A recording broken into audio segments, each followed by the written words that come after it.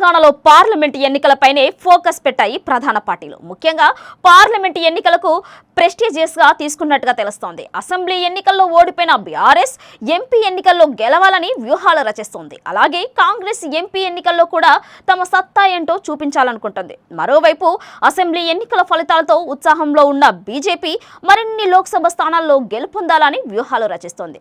గతంలో జరిగిన లోపాలను అధిగమించి 17 ఎంపీ స్థానాల్లో కనీసం 10 వరకైనా గెలవాలని ఈసారి సరికొత్త ట్రాక్ మార్చినట్టుగా కనిపిస్తోంది.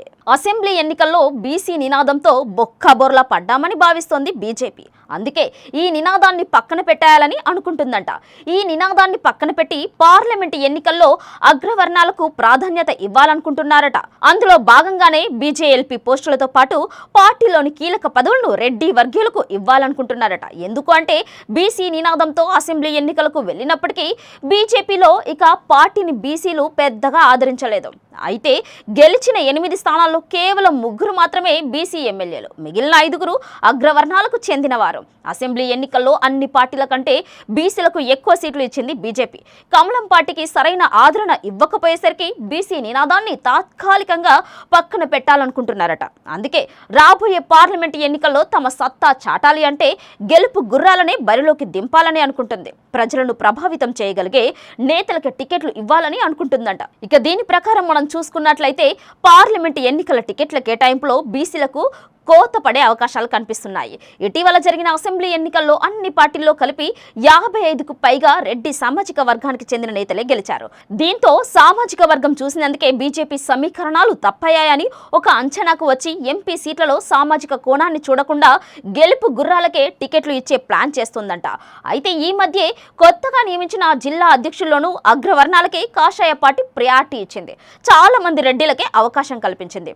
ఆఖరికి మహిళా మోర్చా కూడా రెడ్డికే కేటాయించింది. తాజాగా బీజేఎల్పీ నేతగా కూడా రెడ్డి వర్గీయులకే అప్పగించింది. దీన్ని బట్టి బీజేపీ బీసీ నినాదాన్ని తాత్కాలికంగా పక్కన పెట్టేసిందనే చర్చ నడుస్తోంది.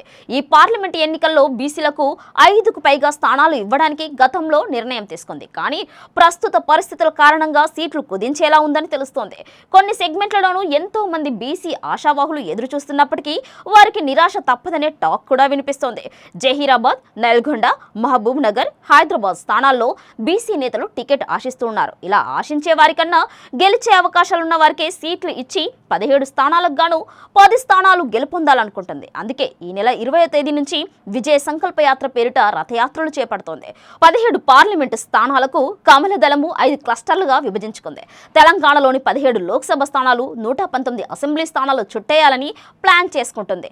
5 క్లస్టర్లలో భాగంగా మొత్తం 4238 కిలోమీటర్ల మేర ఈ రథయాత్రలు సాగనున్నాయి. యాత్రల ముగింపు సభకు ప్రధాని నరేంద్ర మోడీ రాబోతున్నట్టుగా తెలుస్తోంది.